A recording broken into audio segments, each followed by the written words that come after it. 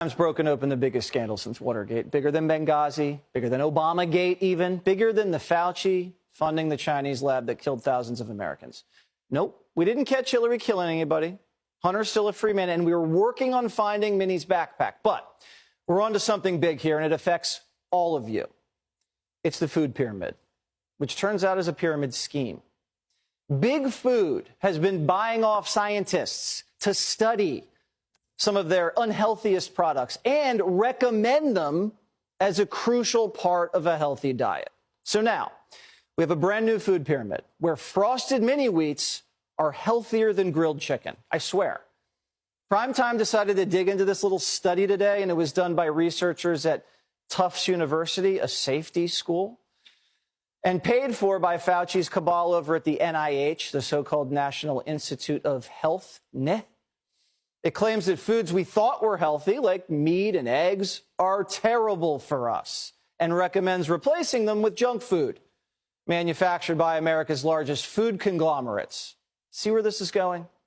According to these new recommendations, we should moderate our consumption of eggs, cheese, ground beef, and rice, and replace them with foods that are more profitable for the food industry, like frosted mini wheats, Cocoa Puffs, chocolate-covered almonds, and peppermint lattes. What about clean, healthy proteins like chicken, beef, and shrimp? Well, they want us to cut back on that. Cocoa Puffs are just as healthier than lean protein. Now, the government won't tell you this, but most of these junky foods they're pushing also just happen to qualify for food stamps.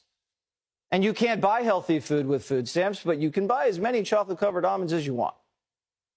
And so the guys over at General Mills and Kellogg's hear this, and they know their money for studies at Tufts and grants to Dr. Fauci have paid off.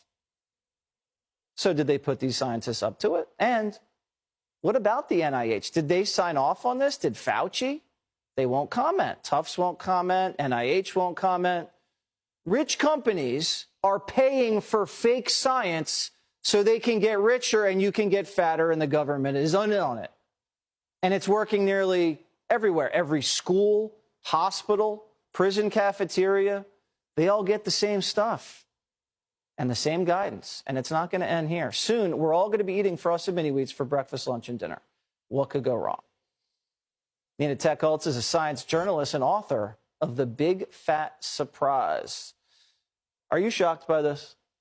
Yes. I mean, I think anybody can recognize that frosted mini wheats and chocolate-covered almonds are not healthy. And the fact that this new food pyramid, as you call it, there were more than 70 cereals named by brand from Kellogg's, General Mills, Post, I mean, really tells you that that is a sign of an industry-fueled study.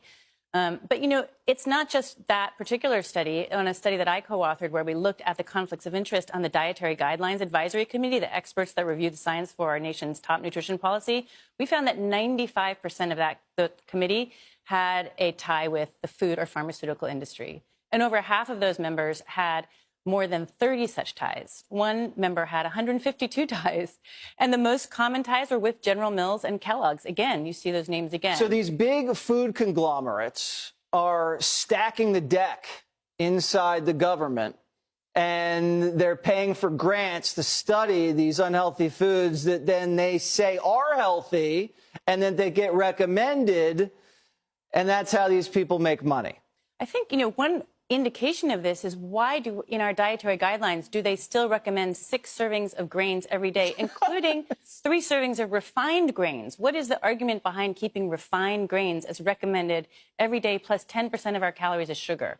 Why do we still have a recommendation like that? You have to wonder about some of the intentions and motivations and interests that have gone into our guidelines. So we're told that sugar and processed foods are healthy, and everybody gets rich, and we have to buy bigger size pants. And meanwhile, our kids, they're at lunch, they're getting orange juice for breakfast. These are all meals, school meals that are, that are driven by the dietary guideline policy.